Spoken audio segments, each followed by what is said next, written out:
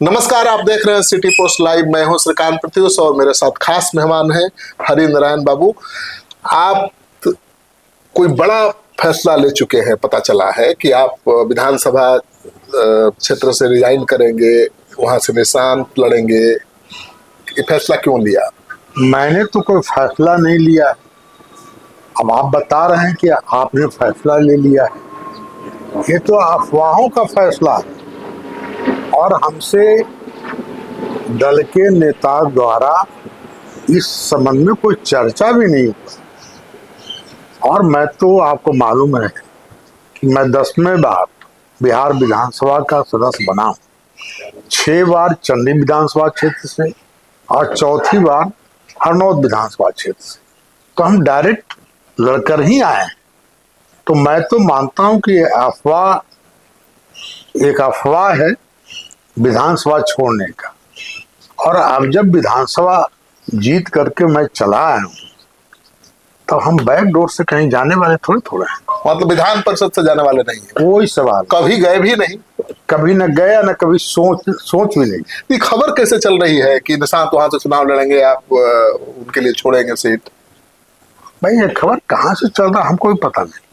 कौन चला रहा है, कौन इसको ये चल रहा है। बार बार मैं एक बार तो चर्चा ये तक चल गया कि हरनारायण सिंह विधान परिषद के सदस्य बनेंगे और विधान परिषद के सभापति होंगे। ऐसे ये भी बात चली। बिल्कुल। लेकिन हम तो आज भी मैं कह रहा हूँ, मैं तो बैक डोर से कभी किसी सदन में जा ही नहीं सकता हूँ। जो 10 बार चुनाव जीता है। हाँ। और अभी भी मेरा प्रभाव बहुत ज्यादा है। हाँ बिल्कुल, हरनौत में तो चाहे चंडी में आपका वही रुतबा है। आज भी ये सब अफवाह है कि निशांत लड़ेंगे चुनाव? बिल्कुल टोटल अफवाह है। इस बार चर्चा ये भी है कि आपको मंत्री बनाया जाए। हमें कोई पता नहीं। 2 दिन बाद वोट है, सूचना तो होगी। नहीं, कोई पता नहीं। लेकिन आपका हक तो बनता है। अब कोई सवाल नहीं, कभी नेता जाने, हमको क्या पता। मंत्री बनेगा तब ना विकास कर पाएंगे ज्यादा अपने क्षेत्र का। जनता को बहुत उम्मीद है, आपके क्षेत्र की जनता करेगी इस बार तो हरिनारायण बाबू को बहुत इंपॉर्टेंट जिम्मेवारी। आप एक बात सुनिए, मैं राजनीति में जब आया हूँ तो मैं संघर्ष के थ्रू आया हूँ। बिल्कुल। जिस जमाने में गांव में सड़कें तक नहीं थी। मेरा राजनीतिक लाइफ 60 साल का है। 10 वर्ष मेरा संघर्ष मैंने किया है। संघर्ष के दौरान मीसा में DIR में 2.5 वर्ष जेल में हम रहे और गांव गांव घूमते थे और जहां शाम वहीं बिहार रहते थे। और उस तरह से 77 में कर्पूरी ठाकुर और कैलाशपति मिश्र दोनों का मर्जर हो गया था, जनता पार्टी बन गई। हमें पता नहीं था कि चुनाव लड़ना है। ये लोग बुलाए पटना और कहा कि आपको चुनाव लड़ना है चंडी से। चुनाव लड़ गए और चुनाव जीत गए। तो हम लोग किसी के सहारे नहीं आए। हम लोग जमीन पर काम कर करके, और जनता ने चुना है। इसीलिए तो आपसे ज्यादा उम्मीद है। जनता को कह रही है कि इस बार तो हरिनारायण बाबू को बहुत महत्वपूर्ण भूमिका मिलनी चाहिए। देखिए, ये कोई शरारती तत्व एक जाति विशेष नाम लगा कर करके और मेरा फोटो लगा कर करके मंत्री बनाने का मांग कर दिया। हमें बड़ा बुरा लगा, हमें अच्छा नहीं लगा। तो आपको मंत्री बनाने की मांग हो रही है, बुरा क्यों लग रहा है? नहीं, बुरा इसलिए लगा, आप योग्य हैं। एक जाति विशेष कर करके कि इस जाति से आते हैं और इनको मंत्री बनाया जाए। मैं तो जात पात के आधार पर मेरा कार्यकलाप कभी नहीं रहा। आपकी पहचान ही जातीय नेता की नहीं है। हम सब लोगों के बीच काम करते रहे और कभी तो इस तरह से हम उस पर रिएक्ट किया। मैंने अपना वक्तव्य दिया, ये गलत है। मतलब और मैं दुखी हूँ इससे। मतलब जो लोग कह रहे हैं कि हरिनारायण बाबू MLC बनेंगे, मंत्री बनेंगे, ये सब गलत है। होगा भी प्रस्ताव तो नहीं मानेंगे। ये तो हम समझते हैं कि प्रस्ताव मेरे सामने कोई रखने वाले भी नहीं। और मैं तो कह चुका, मैं तो डायरेक्ट जनता से अब तक आया हूँ।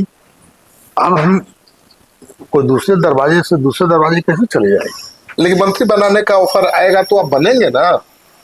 अब पार्टी जाने। मैंने पार्टी का फैसला मंजूर होगा ना? पार्टी का क्या फैसला है, हम माने पार्टी जाने, हम क्या करें।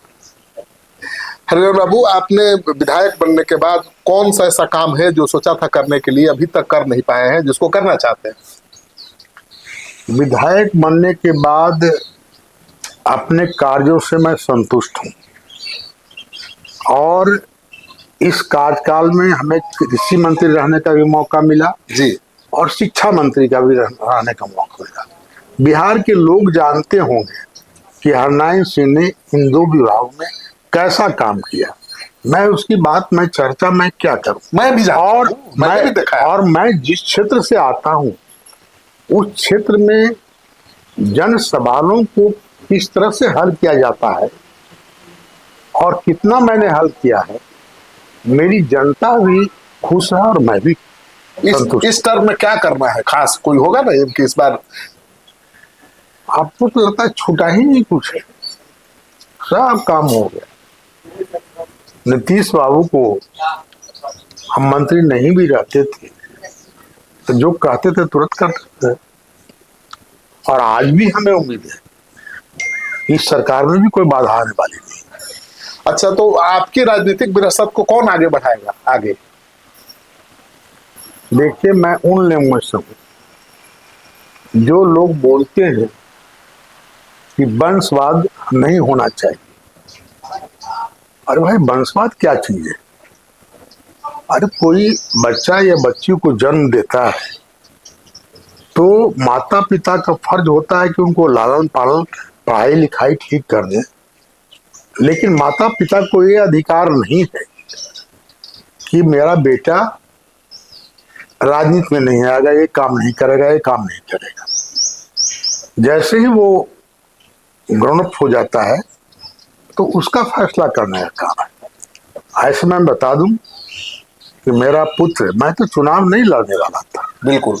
2025 के चुनाव के पहले हम बीमार पड़े और मुख्यमंत्री नीतीश बाबू एक बैग चलाए डेरा पर। हम उनसे पहले भी कहते थे कि हमको छोड़ दीजिए, 2015 में, 2020 में भी, लेकिन उन्होंने नहीं छोड़ा। इस बार हम कहने ही वाले थे कि वो आ गए। हमारे के यहाँ 10-20 जनता भी आई हुई थी, 7 बजे आ गए, चुनाव के 2-3-4 महीना पहले, 25 के चुनाव के पहले। और उन्होंने कहा कि हरनारायण बाबू, अब आपका उम्र 85 साल हो गया, आप पहले से भी छोड़ना चाहते थे, हम छोड़े नहीं आपको, लेकिन अब आपको राहत हम दे देंगे। बेटा कहाँ है? मेरा बेटा सर्विस में था, डेयरी टेक्नोलॉजी में, 7 वर्ष नौकरी किया, लेकिन नौकरी में उसको मन नहीं लगता था। तो मुझसे 2015 में मैंने पूछा, चुनाव के पूर्व, कि तुम क्या चाहते हो? तो कहा कि नौकरी में हम नहीं करना चाहते, हम वो समाज सेवा माने चाहते। हमने कहा कि तुम कल जाके इस्तीफा कर दो। 2015 में वो इस्तीफा कर दिया और तब से लेकर लगातार जनता के बीच है और बहुत ही पॉपुलर है। मेरे पथ का अनुकरण वो किए हुए हैं, जन जन में उसकी पहचान है। आपके चुनाव में भी बहुत मेहनत करता है, वो करते हैं। मेहनत करने की, अगर ना भी जाए चुनाव क्षेत्र में, हाँ ठीक है, लेकिन वो जाते हैं ना, लेकिन पूरा जाते हैं बहुत। और जनता कोई जात पात के आधार पर नहीं, जिस तरह से मेरा पहचान है उस तरह से उसका पहचान है। हर कौम में, हर वर्ग में उसकी ही पुकार है। जब टिकट हमको नीतीश कुमार ने दिया तो लोग कहा कि आपको टिकट मिलना चाहिए बेटे को। हाँ, लेकिन एक साजिश राजनीति में होता है, कुछ लोग होते हैं, माने इस बार तो बहुत लोगों को बेटा को मिल ही गया। हाँ, और आपके बेटा का यही बेटा को नहीं मिला जो जोग था। जो बेटा किसी का राजनीति में भी नहीं था उसको भी टिकट मिल गया। बिल्कुल। जो कभी देखा नहीं फील्ड, ये तो लगातार 12 सालों से जन जन में सब लोग जानता है। नीतीश कुमार जो परिवारवाद के हमेशा खिलाफ बोलते रहे, अब उनका बेटा भी तो आ ही गया राजनीति में। मैं तो इस बात को मैं बराबर कहता हूं कि हिंदुस्तान में 2 ही आदमी थे एक कर्पूरी ठाकुर, दूसरा नीतीश बाबू। इसको मैं गलत मानता हूं। इस देश में नहीं, दुनिया में राष्ट्रपति का बेटा राष्ट्रपति हो रहा है, प्रधानमंत्री का बेटा प्रधानमंत्री हो रहा है। भाई मैं तो इस वंशवाद में विश्वास ही नहीं करता हूं। वंशवाद का मतलब क्या? अगर मैं एमएलए हूं तो मेरा बेटा एमएलए नहीं हो सकता है क्या? हम रोक लगा देंगे? नहीं, कैसे ऐसा कोई अधिकार है? लेकिन हाँ, निभा गया जीवन उनका, पता नहीं यहाँ क्या हो रहा है। आखिरी क्षण में आके पुत्र मोह हो गया ना। अब हम क्या कहें? हम तो इसको मानते ही नहीं है। ऐसा बंधन होना ही नहीं चाहिए। किसी माता पिता को अधिकार नहीं है कि मेरा पुत्र डॉक्टर बनेगा कि इंजीनियर बनेगा कि पॉलिटिशियन बनेगा। ये डिसीजन स्वयं करेगा, न कि माता पिता करेगा। ये गलत है। बिल्कुल। तो आपने सुन लिया, हरिनारायण बाबू बेबाकी के लिए ही जाने जाते हैं। मंत्री दो बार रहे और कभी कोई उंगली नहीं उठा सका। तो कोई दामन पर दाग नहीं है। जो छवि नीतीश कुमार की रही है वही हरिनारायण बाबू की भी रही है। और ये कह रहे हैं कि जनता ने इनको हमेशा चुनाव जिता कर भेजा है, पिछले दरवाजे से ये सदन में जाने वाले नहीं है। तो मानकर चलिए कि हरनौत विधानसभा सीट फ्री नहीं होने वाली है। हरिनारायण बाबू कंटिन्यू करेंगे और अगले चुनाव में इनके बेटे जो आपके सबसे प्रिय नेता हैं उनको मौका मिलेगा। इस वीडियो को खूब शेयर करिए और कमेंट बॉक्स में जाइए, अपना कमेंट जरूर लिखिए कि आप हरिनारायण बाबू की बातों से कितने सहमत हैं।